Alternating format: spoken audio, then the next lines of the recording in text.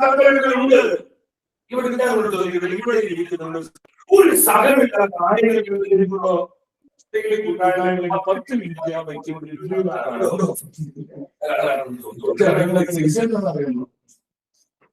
ആർക്ക സകലമില്ലാത്ത, ആർക്ക കണ്ണുനീരില്ലാത്ത, ആർക്ക വേദനകളില്ലാത്ത, ആർക്ക പ്രയാസങ്ങളില്ലാത്ത?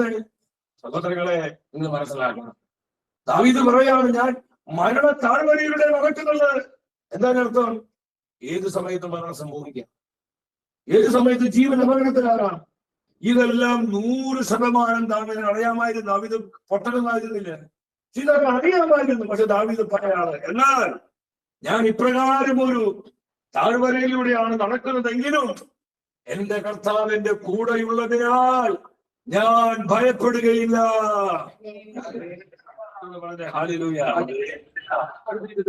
ഈ തിരിച്ചറിവാണ് വിശ്വാസം. പറഞ്ഞേ, ഈ തിരിച്ചറിവാണ് വിശ്വാസം. അതാണ് ഫെയ്ത്ത്. അപ്രകാരമുള്ള വ്യക്തികൾക്ക് ജീവിതത്തിൽ എന്തൊക്കെ വന്നാലും അവർ ഉത്കണ്ഠപ്പെട്ട് അസ്വസ്ഥപ്പെട്ട് നിരാശപ്പെടുകയില്ല. സഹോദരങ്ങളെ, ഹല്ലേലൂയ. അടുത്ത് രണ്ടുപേരോട് ഉറക്കം പറഞ്ഞ് ഒന്നിനെ കുറിച്ച് ആകുലപ്പെടണം. ഹൃദയത്തിലോട്ട് കുട്ടികളെ കുറിച്ചും കുടുംബത്തെ കുറിച്ച്, മക്കളെ കുറിച്ച്, ജോലിയെ കുറിച്ച്, ഭാവിയെ കുറിച്ച്, ആരോഗ്യത്തെ കുറിച്ച്, സാമ്പത്തിക വിഷയങ്ങളെ കുറിച്ച്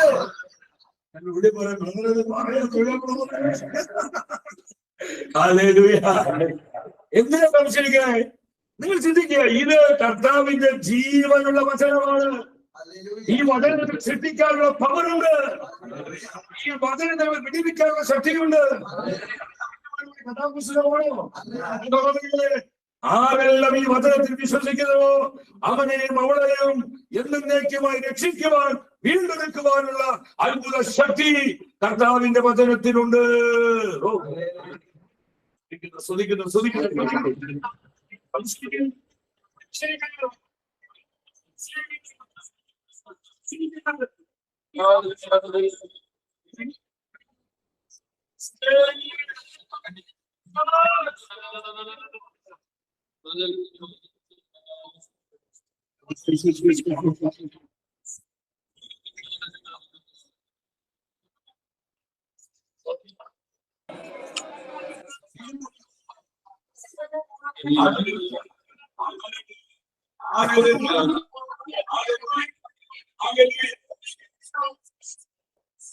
ഒന്നാമത് എനിക്ക് പറയാനുള്ളത് കർത്താവിന്റെ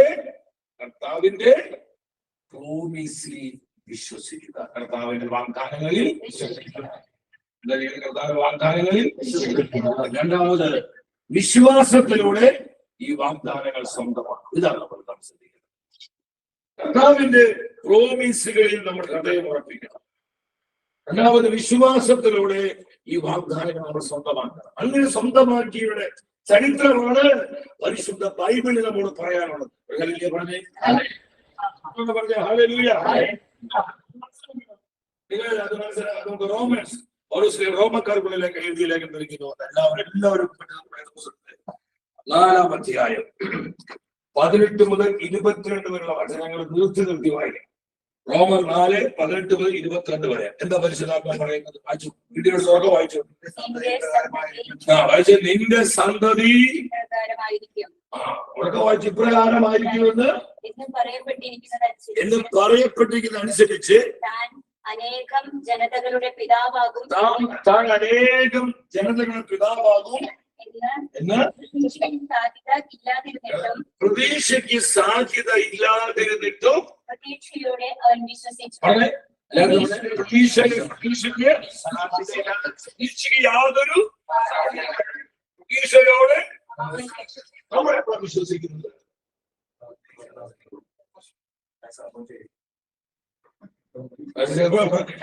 നമ്മളെപ്പോഴും വിശ്വസിക്കുന്നത് എപ്പോഴാണെന്നറിയോ? നിങ്ങൾ മനസ്സിലാക്കണം.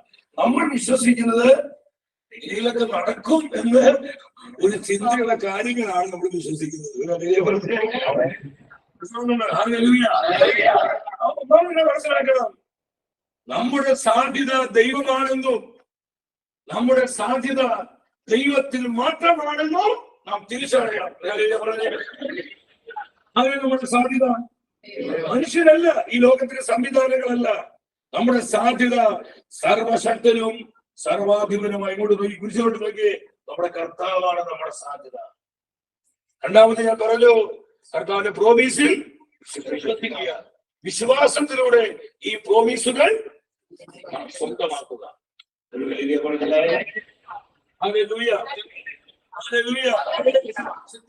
ഒരുപാട് സ്ട്രൈക്ക് ചെയ്തൊരു വചനം. പ്രതീക്ഷയ്ക്ക് യാതൊരു സാധ്യത ഇല്ലാതിരുന്നിട്ടും അബ്രഹാം പ്രത്യാശയോട് വിശ്വസിച്ചു. ഇതാണ് യഥാർത്ഥ വിശ്വാസം. കാര്യങ്ങള് ഇങ്ങനൊക്കെ കഷ്ടിമുറിച്ച് നടക്കുമെന്ന് ഒരു ചിന്ത നമുക്കുള്ളപ്പോൾ വിശ്വസിക്കേണ്ട പ്രയാസം. 100% ഇത് നടക്കില്ല, ഇത് ഇമ്പോസിബിൾ ആണ് എന്നുള്ള സാഹചര്യത്തിൽ വിശ്വസിക്കാൻ പറ്റുമോ? അതാ കർത്താവ് ചോദിക്കുന്നത്. ഈ ഒരു ഫെയ്ത്തിലേക്കാണ് നമ്മുടെ കൂട്ടായ്മ വളരുവാനായി പരിശുദ്ധാത്മാവ് ആവശ്യപ്പെടുന്നത്.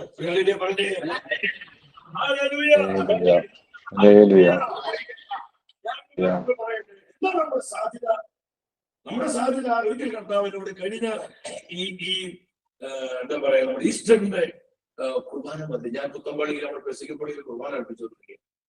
പെട്ടെന്ന് ആത്മാവിനോട് ചോദിച്ചു, എന്താണ് നിന്റെ സാധ്യത? നിന്റെ സാധ്യത നിന്റെ ശുശ്രൂഷകാണോ? നിന്റെ സാധ്യത നിന്റെ കുടുംബമാണോ? നിന്റെ സാധ്യത നിന്റെ ബന്ധങ്ങളാണോ? നിന്റെ സ്വാധീനങ്ങളാണോ?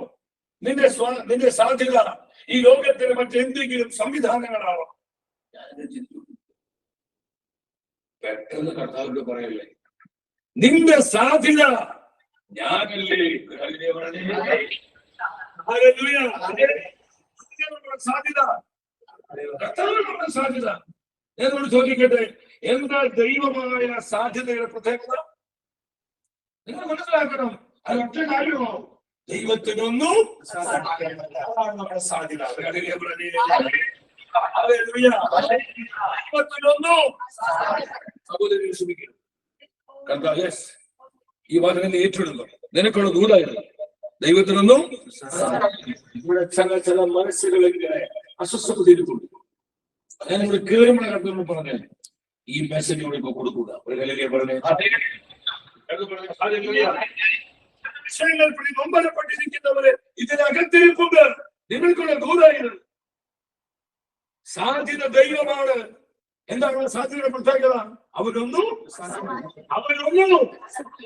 പിന്നെ എന്തിനാണ് നീ ഭാരപ്പെടുന്നത്? എന്തിനാണ് നീ പ്രയാസപ്പെടുന്നത്? എന്തിനാണ് നീ ആകുലപ്പെടുന്നത്?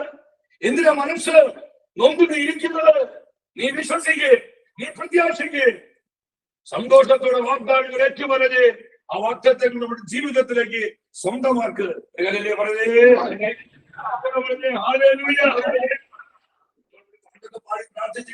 പ്രാർത്ഥിച്ചിരിക്കുന്നത് ആകുലനാകരുതേ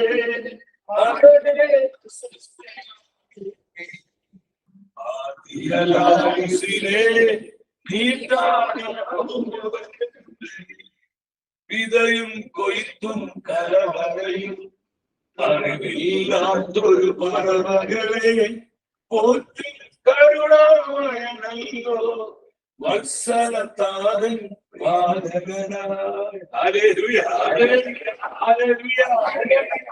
ഒന്നാമത് ദൈവമാകുന്ന സാധ്യതയെ മുറുകെ പിടിക്കുക. ദൈവം മാത്രമാണ് നമ്മുടെ സാധ്യതയെന്ന് തിരിച്ചറിയുക. അങ്ങനെയുള്ള ജീവിതങ്ങളിൽ എന്തൊക്കെ സംഭവിച്ചാലും അവർ കൃപയിൽ എന്നും പറഞ്ഞേ.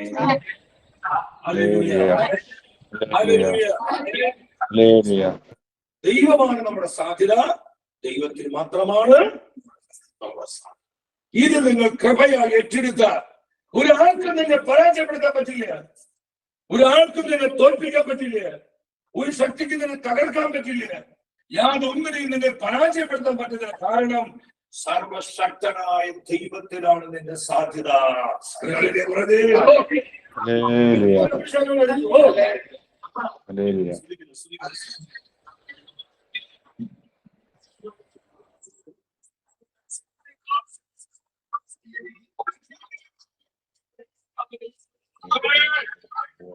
Amen. Hallelujah.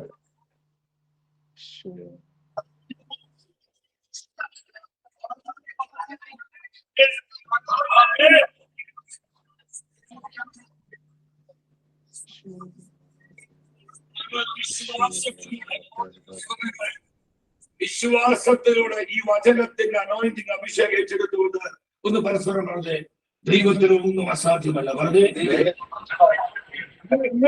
ദൈവത്തിനൊന്നും അതാണ് സാധ്യത.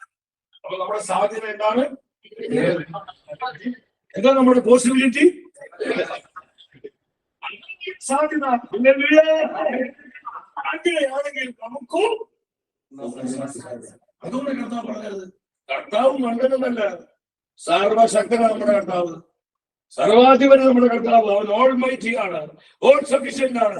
അതുകൊണ്ട് കർത്താവ് പറഞ്ഞത്, വിശുദ്ധ സുവിശേഷം സുവിശേഷം അവിടെ വ്യക്തമായ പരിശുദ്ധ പഠനം പഠിപ്പിക്കുന്നുണ്ട്.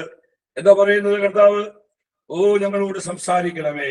മത്തായിയുടെ സുവിശേഷം 17-ാം അധ്യായം അവിടെ 17-ന്റെ-21 വായിച്ച്. മത്തായി 17:21 എന്താ പറയാൻ പറയുന്നത്? എല്ലാവരും വളരെ നോക്കി പറഞ്ഞ, നിങ്ങൾക്ക്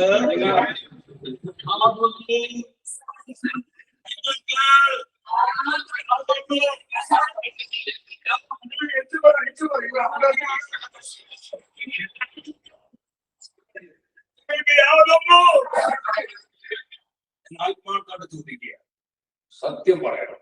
ഈ വചനത്തിൽ, കർത്താവിന്റെ ഈ വചനത്തിൽ എത്ര പേര് വിശ്വസിക്കുന്നുണ്ട്?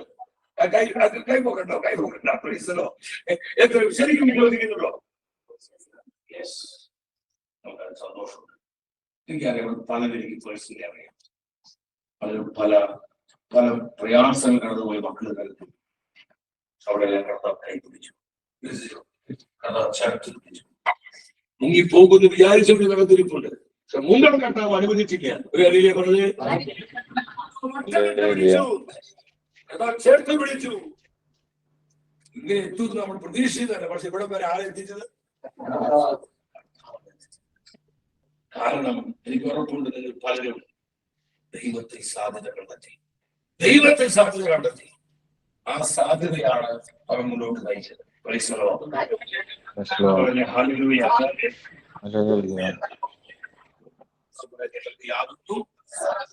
കാരണം അസാധ്യങ്ങൾ സാധ്യമാക്കുന്നവനാണ് ആരെ. ആ കർത്താവിനെ ആരെല്ലാം സാധ്യതയായി ഏറ്റെടുത്തോ അവർക്കും യാതൊന്നും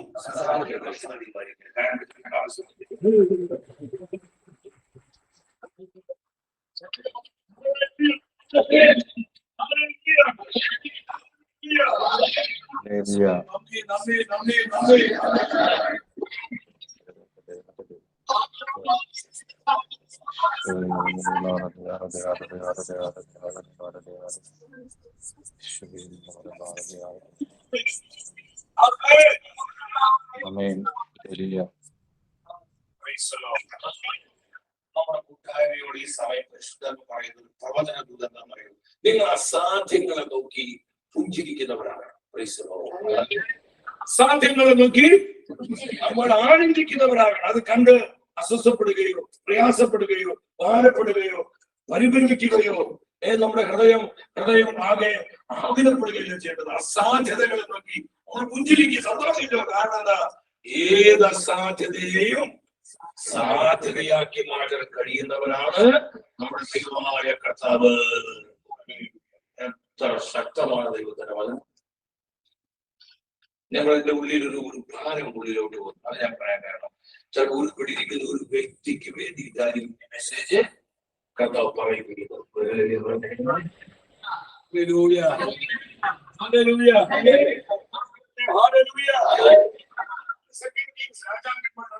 നമ്മൾ പഠിപ്പിക്കുന്നത് ആ വചനങ്ങൾ ശ്രദ്ധിച്ച് എന്താ പരിശുദ്ധാത്മ പറയുന്നത്? രാജാക്കൻ 2-ാം പുസ്തകത്തിലോട്ട് വരിക, 2 Kings. അവിടെ നമുക്ക് ആ വചനം എടുത്തുനിന്ന് പെട്ടെന്ന് അവനൊന്ന് വായിച്ച്, കർത്താവെ ഞങ്ങളോട് സംസാരിക്കണമേ, കർത്താവെ ഞങ്ങളോട് സംസാരിക്കണം. 3-ാം അധ്യായത്തിലോട്ട് വന്ന് രാജാക്കൻ 2-ാം പുസ്തകം 3-ാം അധ്യായം. അവിടെ എന്താണ് പരിശുദ്ധാത്മ പറയുന്നത്? 3-ാം അധ്യായം 15, 16, 17 ഉറക്കം വായിച്ച്. 15, 16, 17 വചനങ്ങൾ ഉച്ചത്തിൽ വായിക്കുകയും. ഒരു ഗായകനെ എന്റെ അടുക്കൽ കൊണ്ടുവരിക. പ്രവാചകനെ എലീശ പറയാണ് നിങ്ങൾ ഒരു ഗായകനെ എന്റെ അടുത്തേക്ക് കൊണ്ടുവരിക. ഗായകൻ പാടിയപ്പോൾ കർത്താവിന്റെ ആത്മാവ്, കർത്താവിന്റെ ശക്തി എലീശയുടെ മേൽ ആവസിച്ചു. ഏലീശയുടെ മേൽ ആവസിച്ചു. ഹല്ലേലൂയ പറഞ്ഞേ. എന്തോരം അഭിഷേകമുള്ള വ്യക്തിയാണെങ്കിലും ചില സമയത്ത് ഒരു അഭിഷേകം ഇല്ലാത്തത് പോലെ തോന്നും. ഹല്ലേലൂയ പറഞ്ഞേ. എപ്പോഴും തോന്നാറുണ്ടോ? വിഷമിക്കാത്ത ഏലീശ എന്ന് പറഞ്ഞ ആരായിരുന്നു? ഇത്രയും ശക്തനായ പ്രവാചകൻ ഏലീശ. പക്ഷെ ആ സമയത്ത് ഏലീശയ്ക്ക് അഭിഷേകം തോന്നുന്നില്ല, അഭിഷേകിക്കുന്നില്ല. അപ്പൊ ഏലീശ പറയാണ് ഒരു ഗായകനെ എന്ന് നീ അഭിഷേകം. ചില സമയത്ത് അഭിഷേക ഗാനങ്ങൾ, വർഷിപ്പ് സോങ്സുകൾ, അനോയിന്റിംഗ് ആയിട്ടുള്ള പാട്ടുകളൊക്കെ നമ്മൾ കേൾക്കുന്നത് നന്നായിരിക്കും. അപ്പൊ അതിലൂടെ ഒരു അനോയിന്റിംഗ്, ഒരു ദൈവ സാന്നിധ്യം, ഒരു അഗ്നി സാന്നിധ്യം നമ്മുടെ മേൽ കടന്നു. അപ്പൊ ഗായകൻ വന്നു. ഈ ഗായകൻ ആത്മാവിൽ പാടി കഴിഞ്ഞപ്പോഴായത് കർത്താവിന്റെ ശക്തി ഏലീശയുടെ മേൽ. ഇപ്പൊ ഏലീശയുടെ പ്രൊഫസിയ ഏലീശ ആത്മാവിൽ പ്രവചിക്കുകയാണ്. എന്താണ് ഏലീശ പ്രവചിച്ച് പറഞ്ഞത്? ഉറക്കെ വായിച്ച് എന്താ പറഞ്ഞത്? അവൻ പറഞ്ഞു, കർത്താവ് അരുളി ചെയ്യുന്നു, ഈ വരണ്ട അരുവിത്തളം കുളങ്ങൾ കൊണ്ട് ഞാൻ നിറയ്ക്കും. ഈ വരണ്ട് കിടക്കുന്ന അരുവിത്തടങ്ങള്, വരണ്ട് കിടക്കുന്ന ജലാശയങ്ങള് ഞാൻ വെള്ളം കൊണ്ട് നിറയ്ക്കും. എന്നാൽ കാറ്റോ മഴയോ, കാറ്റും മഴയില്ലാതെ ഈ വരണ്ട് കിടക്കുന്ന അരുവിത്തടങ്ങൾ എങ്ങനെ നിറയാനാണ്? മനസ്സിലാക്കുക. ഒരു സാധ്യത ഇല്ലാത്തിടത്തും കണ്ടു കർത്താവ് ചില സാധ്യതകൾ തുറക്കുകയാണ്. കർത്താവ് ശക്തമാക്കി 3 പേർക്ക് കർത്താവ് ചില പുതിയ സാധ്യതകൾ തുറന്ന് പുതുവഴികളിലൂടെ അവരെ നയിക്കേണ്ടതായി ഞാൻ ആത്മാവിൽ കാണുന്നു.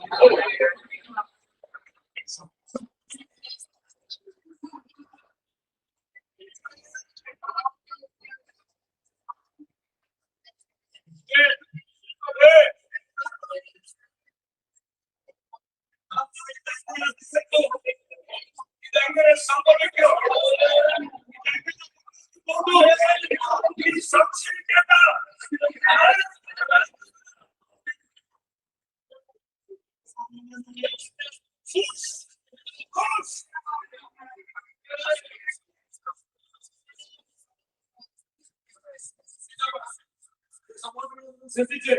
ശ്രദ്ധിച്ച് കാറ്റോ മഴയോ ഉണ്ടാവുകയില്ല.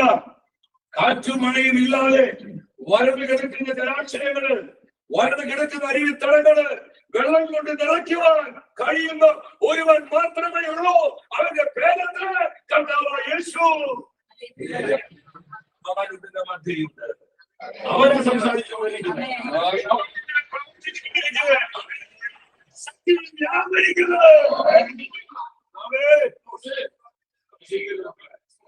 വ്യക്തമായ ആളോട് പറയുന്നു, ഒരു സാധ്യത ഇപ്പൊ മുമ്പിലില്ല. ഇതെങ്ങനെ നടക്കും ഒരു പ്രതീക്ഷയില്ല. ഇതെങ്ങനെ മുന്നോട്ട് പോകും യാതൊരു ഐഡിയയില്ല. സ്ഥലത്ത് കർത്താവത്തിന് പുതുവഴികൾ തുറന്ന് ഇതിനകത്തിരിക്കുന്ന ചിലരെ കർത്താവ് നയിക്കാൻ പോവുക. ഞാൻ യുവാന്തരേശ്വരം പറയാനുള്ള കർത്താവ് യുവാന്തരേശ്വരം ആവശ്യം. ഇവിടെ ആവശ്യം ചില ഹൃദയങ്ങൾക്ക് ഒരു ആശ്വാസമാണ്.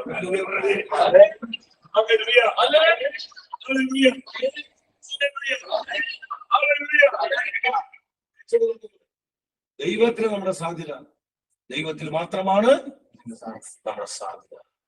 എന്നിട്ട് പ്രവാചകൻ ആത്മാവിൽ പ്രവചിക്കുന്നത് എന്താണ്? വായിച്ച് ഉണ്ടാവില്ല, അരുവിത്തളം വെള്ളം കൊണ്ട് നിറയും, കാറ്റോ മഴയോ ഉണ്ടാവില്ല. പിന്നെന്താ പറയുന്നത്? തീയും കാലിക്കൂട്ടവും മൃഗങ്ങളും അത് കണക്ക പറയണേ, കുടിക്കുമെന്ന് പറയുന്നത്. ക്ലാരിറ്റിയോടെ പറയുന്നത് കുടിക്കുമെന്ന് പറഞ്ഞാൽ ഇതൊക്കെ നമ്മുടെ ജീവിതങ്ങളിൽ നിറവേറ്റാൻ കർത്താവ് ശക്തനാണ്. പ്രിയപ്പെട്ടവരെ, കുടിക്കുക എന്ന് പറഞ്ഞാൽ പിന്നെന്താ പറയുന്നത്? നിസ്സാരമാണ് എന്ന് പറഞ്ഞ്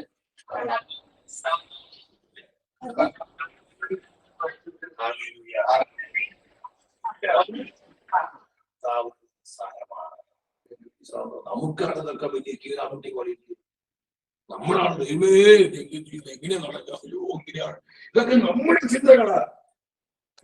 ഒറ്റ വാക്കുകൊണ്ട് ഈ സൃഷ്ടപ്രപഞ്ചത്തെ സൃഷ്ടിച്ച വലിയവനായ കർത്താവിന് ഇതെല്ലാം നിസ്സാരമാണ്. നിങ്ങൾ മനസ്സിലാക്കണം, ഈ കർത്താവിനാണ് നമ്മുടെ സാധ്യത. ഈ കർത്താവിന് നമ്മുടെ സാധ്യത. അതുകൊണ്ടാണ് ഞാൻ പറഞ്ഞത്, നിങ്ങൾക്ക് യാതൊന്നും അസാധ്യമായിരിക്കില്ല.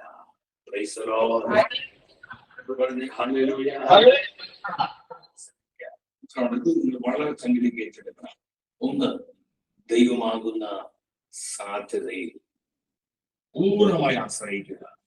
അതിൽ തന്നെ ദൈവം മാത്രമാണ് നമ്മുടെ സാധ്യത എന്ന് നാം തിരിച്ചറിയുക. വേറെ ഈ ലോകം പല പല കച്ചിത്തുരുപ്പുകൾ നെറ്റിത്തരും, നമുക്ക് അതിന് പുറകെ പോകരുത്. ഇപ്പോൾ ദൈവത്തെ മുറുകെ പിടിക്കുക.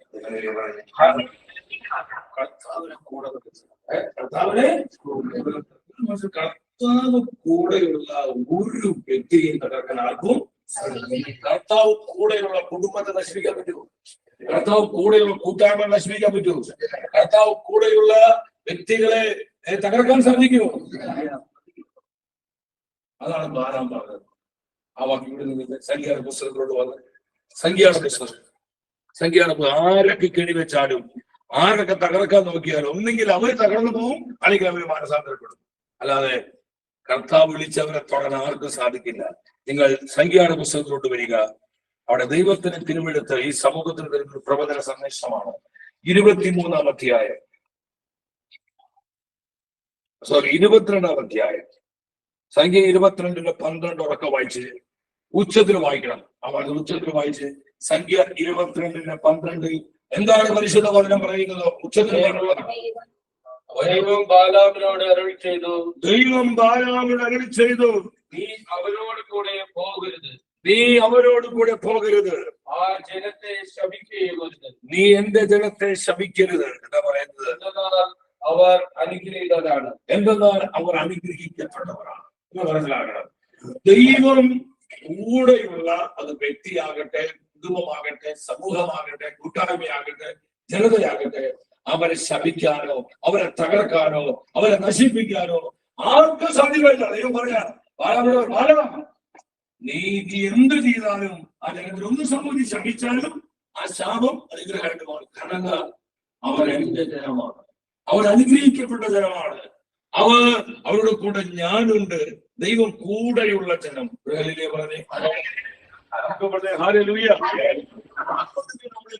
പരിശോധിക്കുന്നതാണ് കർത്താവ് കൂടെ. നമ്മൾ ഒറ്റയ്ക്കാണ് കൂടെ, അത് കർത്താവ് കൂടെയുണ്ട്. കർത്താവിനെ കൂടെ നിർത്തുന്നതിൽ നമ്മൾ പരാജയപ്പെടുന്നതാണ് ഈ നമ്മൾ പല തകർച്ചയുടെയും കാരണം.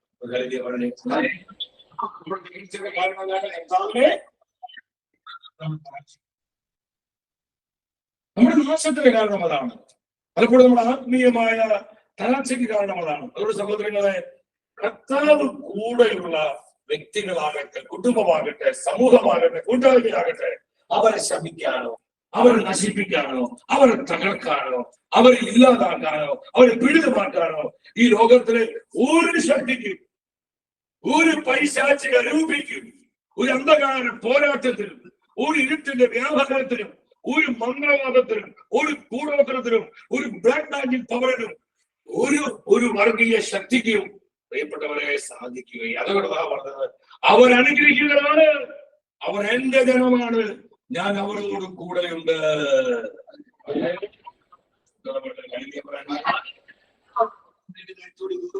ദൈവം കൂടെയുള്ളവരെ തകർക്കാൻ ആർക്കും പറ്റില്ല. വിശ്വസിക്കാതെ ബിസിനസ് തകർക്കാൻ, ജോലി തകർക്കാൻ, ശുശ്രൂഷ തകർക്കാൻ, പ്രാർത്ഥന ജീവിതത്തെ തകർക്കാൻ, അവരുടെ കുടുംബത്തെ കലക്കി കളയാൻ, അവരുടെ കുഞ്ഞുങ്ങളെ ചെലവിക്കാൻ, അവരുടെ ബന്ധങ്ങളെ നശിപ്പിക്കാൻ ഇത് ഉറപ്പ് വരുത്തി നമ്മൾ മുന്നോട്ട് പോകും.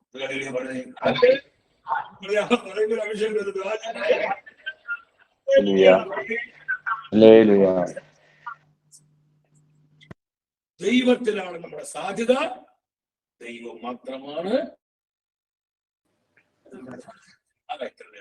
ഇത് വിശ്വസിച്ചത്, ഇത് ഏറ്റെടുത്തവരാണ് അവിടെ അത്ഭുതമുണ്ട്, അവിടെ ഡെലിവറൻസ് ഉണ്ട്, അവിടെ ദൈവാത്മാവിന്റെ പ്രവർത്തനമുണ്ട്.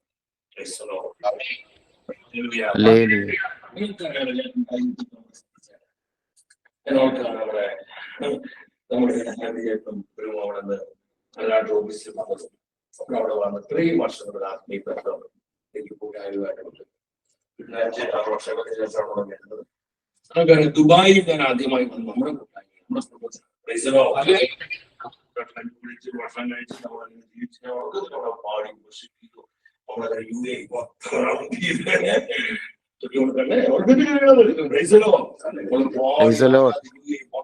പ്രാർത്ഥിച്ചു ഫോട്ടോ കെട്ടിയ ആളുകൾ.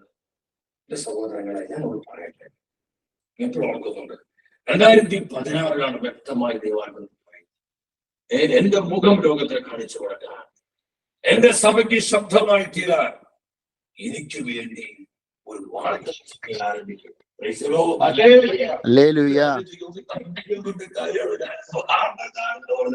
നമ്മൾക്കൊക്കെ നമ്മൾ TV കാണുന്നില്ല, പത്രങ്ങളും പുസ്തകങ്ങൾ വായിക്കുന്നില്ല. അങ്ങനെ ലോകം മുമ്പിൽ തനി മരമണ്ടൂസായി പോഷനായ വ്യക്തികളെ നമ്മൾ അങ്ങനെ പൊട്ടന്മാരോടാണ് പരിശുദ്ധാത്മ പറയുന്നത് എന്ത് ആരംഭിക്കാൻ. ഇതിനേക്കാൾ മണ്ണത്തരം മനുഷ്യം ചിന്തിച്ചാലുണ്ട്. ഞാൻ അതിന്റെ വിശദാംശങ്ങളിൽ ഒന്നും പോകുന്നില്ല സഹോദരങ്ങളെ. ഇന്ന് നമ്മൾ ഇവിടം വരെ എത്തിയിട്ടുണ്ടെങ്കിൽ ഒരൊറ്റ കാര്യം അതിനോടല്ലോ, കാരണം ഷെക്കേനയുടെ നമ്മുടെ സാധ്യത ദൈവം മാത്രമായിരുന്നു. നമ്മൾ സാധ്യതയായി കണ്ടത് ദൈവത്തെ മാത്രമായിരുന്നു.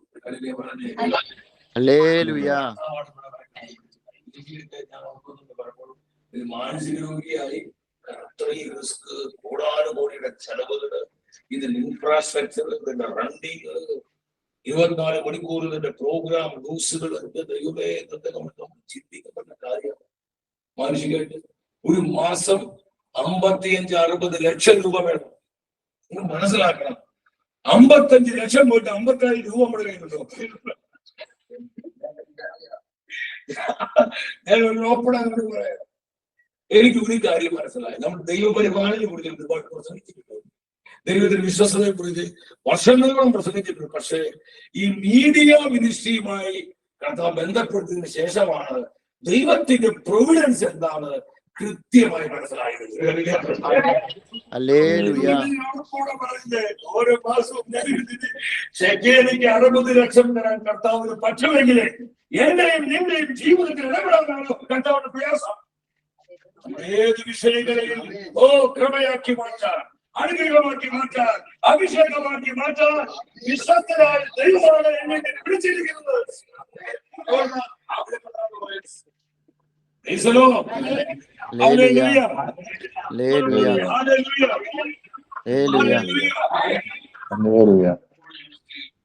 സംശയങ്ങൾ വരുമ്പോൾ പരിശുദ്ധാത്മാവ് പറയും, ഞാൻ നടത്തിയ വഴികൾ ചിന്തിക്കാൻ. അത് ചിന്തിക്കുമ്പോണ്ടല്ലോ തന്നെ ഞാൻ വേറെ നല്ല ചിലപ്പോ ആ സെക്കൻഡ് ന്യൂസിലെ മീഡിയ കോൺഗ്രസിന് മുമ്പിൽ പോയിട്ടുണ്ട്. ആ മീഡിയ ആ ബിൽഡിംഗ് അതോട് ഫ്രീ ആവും. അതിനൊരു മൂല ചെയ്യാൻ പറ്റില്ല, ഒരു മുറി ചെയ്യാൻ പറ്റില്ല. അത്ര സഫീഷ്യന്റ് ആയിട്ട് ബിൽഡപ്പ് ചെയ്തു. എന്നിട്ട് കർത്താവ് ചോദിക്കുക, എന്തിനാ നീ സംശയിക്കണം? എന്തിനാ എന്റെ പ്രവൃത്തി നീ സംശയിക്കുന്നത്? നീ എന്തിനാ അസ്വസ്ഥപ്പെടുന്നത്? ഞാൻ വിശ്വസ്തനല്ലേ, ഞാൻ സർവശക്തനല്ലേ, ഇനിയും എനിക്ക് എല്ലാം നിയന്ത്രിക്കാൻ കഴിവില്ലേ? ഇപ്പോൾ നമ്മുടെ അവസ്ഥ അത് വചനത്തിൽ കാണുന്നത് അതിലോട്ട് ആ സങ്കീർത്തന ഭാഗമാണ്. ആ വാക്യങ്ങളെ പെട്ടെന്ന് വായിക്കാം. നമുക്ക് ആ വചനം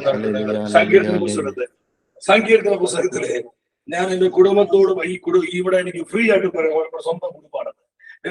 നിങ്ങൾ ആ വചനം എടുത്തൊന്ന് വായിച്ചേ. കർത്താവ് ഞങ്ങളോട് സംസാരിക്കണമേ. 106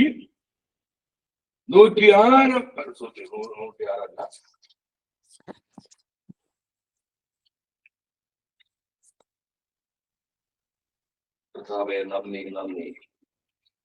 യെസ്, 78 സങ്കീർത്തനം 19-20 വചനങ്ങൾ വായിച്ചേ.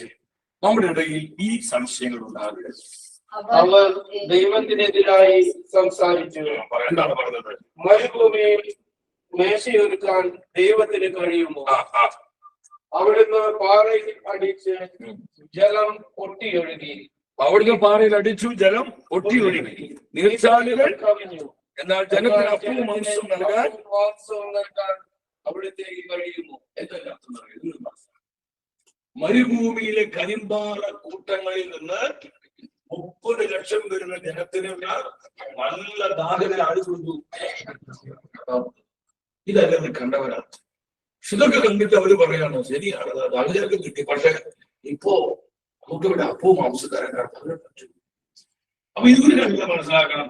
ഇന്നലകളിൽ നിന്നെ നയിച്ച, നിന്നെ പരിപാലിച്ച കർത്താവിന്റെ പ്രവർത്തികളെ നമ്മൾ അവിശ്വസിക്കരുത്, മറന്നു കളയരുത്. അത്ഭുതകരമായ കർത്താവിന്റെ കരുണ കൊണ്ട് ആ ക്യാൻസർ രോഗത്തെ എന്നെ സൗഖ്യമാക്കി.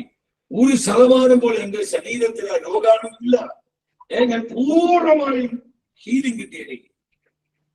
ഒരു 1.5 വർഷം കഴിഞ്ഞിട്ട് ഒരു ചെറിയ ജലദോഷം വന്നപ്പോ പനി വന്നപ്പോ ഞാൻ ചിന്തിക്കുകയാണ്, കർത്താവ് ഈ ജലദോഷം പനി മാറ്റാൻ നിങ്ങൾക്ക് പറ്റോ കർത്താവ്?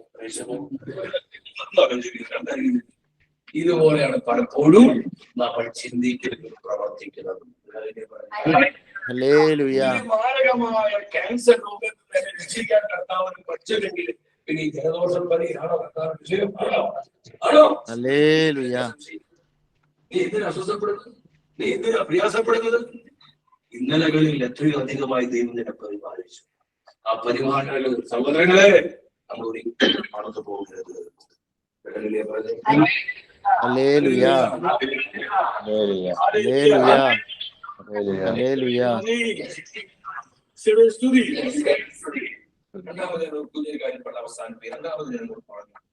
കർത്താവിന്റെ വാഗ്ദാനങ്ങളെ വിശ്വസിക്കുക. വിശ്വാസത്തിലൂടെ ഈ വാഗ്ദാനങ്ങൾ നമ്മൾ സ്വന്തമാണ്.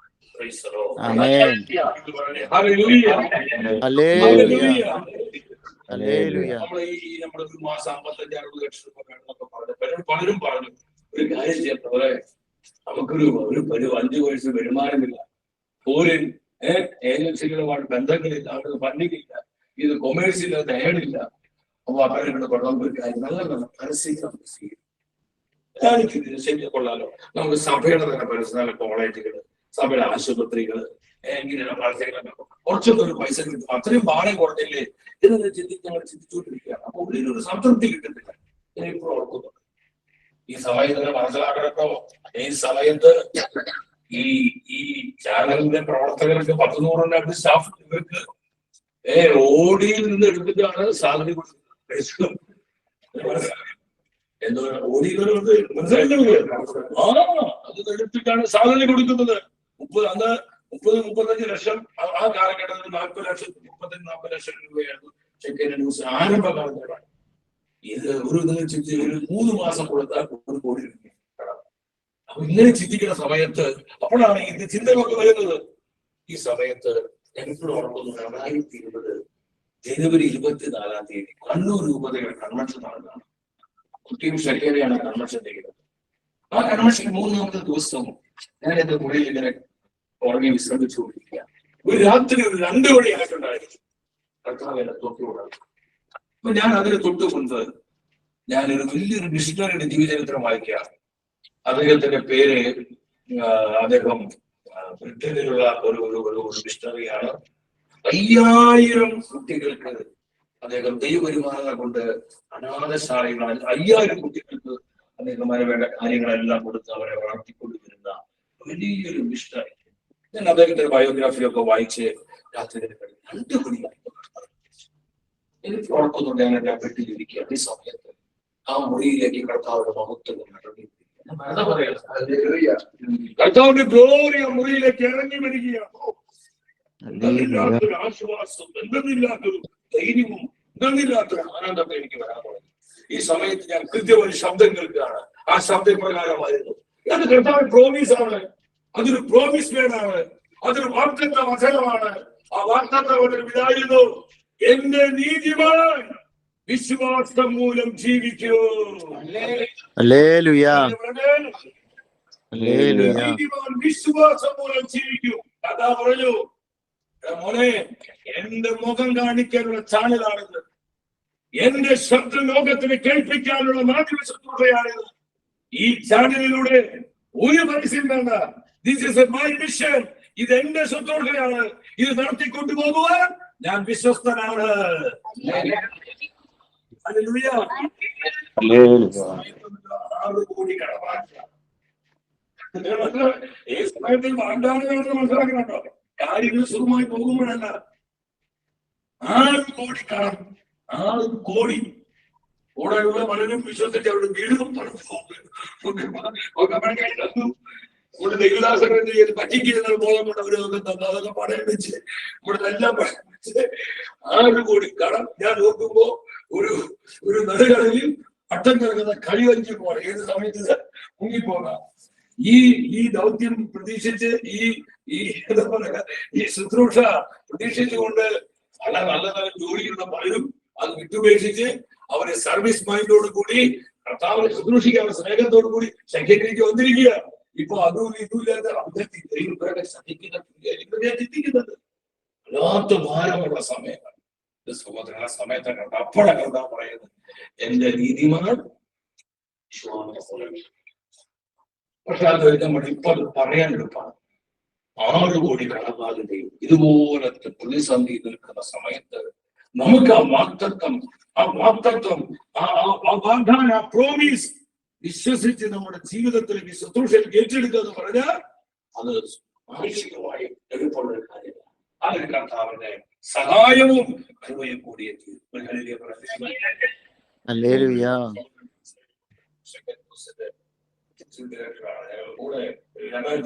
മുതലുള്ള ടീമിനോടൊക്കെ പറയും, സ്റ്റാഫ് മീറ്റിംഗിൽ പറയും, മനസ്സിലാക്കണം. ഈ ഓടിയിൽ ഇരുന്ന് ശമ്പളം കൊടുത്തുകൊണ്ടിരിക്കുമ്പോൾ സ്റ്റാഫ് മീറ്റിംഗിനോട് പറയും, എന്റെ നീതിമാൻ വിശ്വാസം മൂലം ശരിക്കും മാനുഷികമായി പറഞ്ഞ ഇതിനേക്കാൾ ഒരു പൊട്ടതരം നിങ്ങൾക്ക് അറിയ സഹോദരൻ. ആ പ്രോമിസിൽ വിശ്വസിച്ച് ഇന്ന് ഞാൻ 4 വർഷങ്ങൾക്ക് ശേഷം നോക്കുമ്പോൾ എത്രയോ അത്ഭുതകരമായി, എത്രയോ അതിശയകരമായി കർത്താവ് ശക്തൻ മുസ്ലിനെ തന്റെ സഭയ്ക്കും തന്റെ സമൂഹത്തിനുമായി അനുഗ്രഹിക്കാൻ ഉയർത്തി. അനേകങ്ങളിലേക്ക് അതിന് അതിരുകൾ വിശാലമാക്കാൻ കർത്താവ് കാണിച്ചു. എന്റെ സഹോദരങ്ങളെ, മനസ്സിലാക്കും, കർത്താവിന്റെ വാഗ്ദാനങ്ങൾ വിശ്വസിക്കുക. വാക്കു പറഞ്ഞ് ചതിക്കുന്നവരല്ല നമ്മുടെ കർത്താവ്.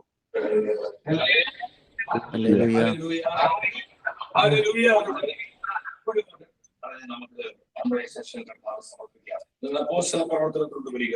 ദ ബുക്ക് ഓഫ് ആക്ട്സ്, അപ്പോസ്തല പ്രവർത്തനങ്ങൾ 27-ാം അധ്യായത്തിലുള്ളത് 25-ാമത്തെ വചനം വായിച്ച്. അപ്പോസ്തല പ്രവൃത്തി 25 ഇവിടെ എന്താ പരിശുദ്ധ?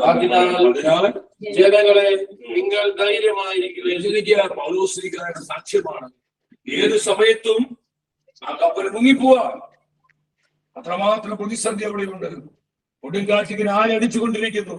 ഈ സമയത്ത് പൗലോസ് 14 ദിവസമായി സൂര്യവെളിച്ചം കണ്ടിട്ട് നടുകടലിൽ ഈ കപ്പൽ വട്ടം കറങ്ങിക്കൊണ്ടിരിക്കുന്ന സമയത്ത് പൗലോസ് പറയാണ്, അതിനാൽ ജനങ്ങളെ, നിങ്ങൾ ധൈര്യമായിരിക്കുവിൻ. എന്നോട് എന്റെ ദൈവം പറഞ്ഞതല്ല, അതുപോലെ തന്നെ സംഭവിക്കുമെന്ന് എന്റെ ദൈവത്തിൽ ഞാൻ വിശ്വസിക്കുന്നു. എന്റെ ദൈവത്തിൽ ഞാൻ വിശ്വസിക്കുന്നു. സഹോദരങ്ങളെ, ഈ ഒരു ഉറപ്പാണ് നമുക്ക് വേണം. എന്തെങ്കിലും കൂടി നോക്കി, എന്റെ ദൈവം എന്നോട് പറഞ്ഞതെല്ലാം എന്റെ ജീവിതത്തിൽ, എന്റെ കുടുംബത്തിൽ, എന്റെ മക്കളിൽ, എന്റെ ശുശ്രൂഷയിൽ, എന്റെ തൊഴിൽ മേഖലകളിൽ അതുപോലെ തന്നെ സംഭവിക്കുമെന്ന് ഞാൻ എന്റെ ദൈവത്തിൽ വിശ്വസിക്കുന്നുണ്ടെന്ന് സമ്പൂർണ്ണപ്പോടെ അത് ഏറ്റു പറയാൻ നമുക്ക് എത്ര പേര്. സാഹചര്യം എന്തുമാത്രം പ്രതികൂലമായിട്ട് കൊടുക്കാൻ, ആ പ്രതികൂല സാഹചര്യത്തിലും നമുക്ക് പ്രോമിസ് ഏറ്റു പറയാൻ കഴിയണം. കർത്താവിന്റെ വാഗ്ദത്തങ്ങൾ ഏറ്റു പറയുന്നുണ്ട്. അതാണ് പൗലോസ് പറഞ്ഞത്. നടുകടലിൽ ഈ കപ്പൽ ഏത് സമയത്ത് മുങ്ങിപ്പോകുന്ന അവസ്ഥയിൽ പൗലോസ് പറയുക, നിങ്ങൾ ഭയപ്പെടുക, എന്റെ ദൈവം എന്നോട് പറഞ്ഞതല്ല അതുപോലെ തന്നെ സംഭവിക്കുമെന്ന് എന്റെ ദൈവത്തെ വിശ്വസിക്കുന്നു. നമ്മുടെ മക്കളെ കുറിച്ച് ദൈവം പറഞ്ഞിരിക്കുന്ന പ്രോമിസുകൾ വിശ്വസിക്കുക. ആ മക്കൾ ചിലപ്പോ നമ്മൾ വിചാരിക്കുന്ന പോലെ ആകണമെന്നില്ല, വിഷമിക്കരുത്. അവരുടെ ജീവിതത്തിൽ ആ പ്രോമിസുകൾ നിറവേറ്റുവാൻ മതിയായവനാണ് നമ്മുടെ കർത്താവ്. ഒരു ഹല്ലേലൂയ പറഞ്ഞേ. നമ്മുടെ തൊഴിൽ മേഖലകളിൽ ചിലപ്പോൾ നമ്മുടെ തൊഴിൽ മേഖലകളിൽ ചിലപ്പോ നമ്മൾ പറയാവണമെന്നില്ല. പല പ്രതിസന്ധികളുണ്ട്, ക്രൈസിസ് ഉണ്ട്, ബുദ്ധിമുട്ടുകളുണ്ട്, ഞെരുക്കങ്ങളുണ്ട്, സഹനങ്ങളുണ്ട്. സഹോദര സഹോദരി, അതിന്റെ പ്രകൃതിയിൽ കർത്താവിന്റെ ജീവനുള്ള വാഗ്ദാനം ഏറ്റുപറയേ ആ ഭൂമിയിൽ നമ്മളെ വ്യാപരിക്കാൻ തുടങ്ങും.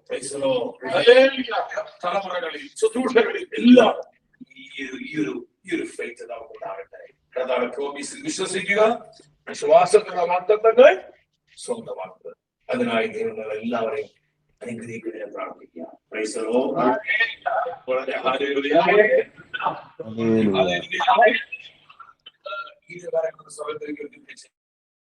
ദൈവമാണ് നമ്മുടെ സാധ്യത. ദൈവത്തിന് മാത്രമാണ് നമ്മുടെ സാധ്യത. രണ്ട്, കർത്താവിന്റെ വാഗ്ദാനങ്ങൾ വിശ്വസിക്കുക, വിശ്വാസത്തിലൂടെ വാഗ്ദത്തങ്ങൾ സ്വന്തമാക്കുക. കരങ്ങൾ ഉയർത്തി കർത്താവിനെ സ്തുതിക്കുക.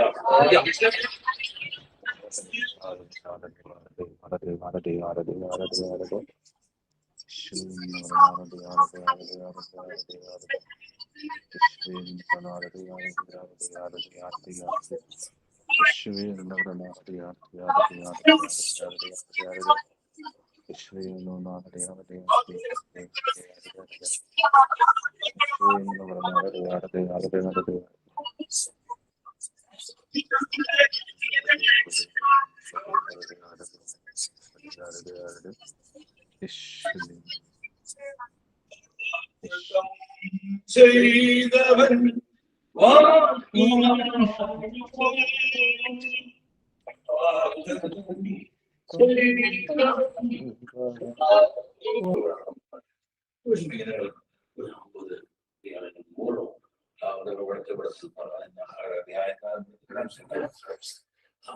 നമ്മുടെ തലമുറയ്ക്ക് നമ്മൾ കൊടുക്കുന്ന വലിയൊരു സമ്മാനമാണ് ഈ മാധ്യമ ശുശ്രൂഷ. നമ്മുടെ ശുശ്രൂഷയാണ്, നമ്മുടെ സാധാരണ അന്മാരുടെ ശുശ്രൂഷയാണ്. പിതാക്കന്മാരുടെ വൈദ്യുതികളൊക്കെ പ്രാർത്ഥന ആശീർവാദമുണ്ടെങ്കിൽ അതിനൊന്നും യാതൊരു സാമ്പത്തികം ഒന്നും നമ്മൾ ആഗ്രഹിക്കുന്നില്ല. അത് ആവശ്യമില്ല. വേണ്ട. ഈശോയെ സ്നേഹിക്കുന്ന, സഭയെ സ്നേഹിക്കുന്ന, ഇവാഞ്ചലൈസേഷൻ സ്നേഹിക്കുന്ന നമ്മളെ പോലെയുള്ള സാധാരണക്കാരാണ് ഈ ചാനലിലെ സപ്പോർട്ട് ചെയ്തുകൊണ്ടിരിക്കുന്നത്.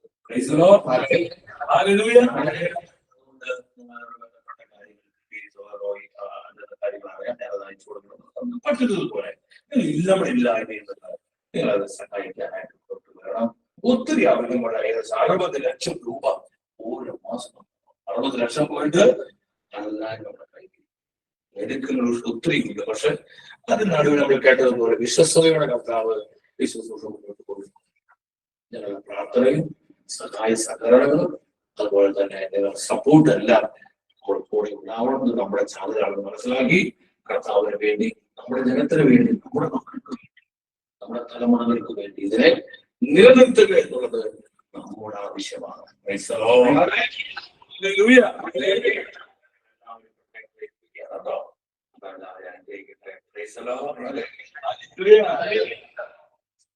Thank you.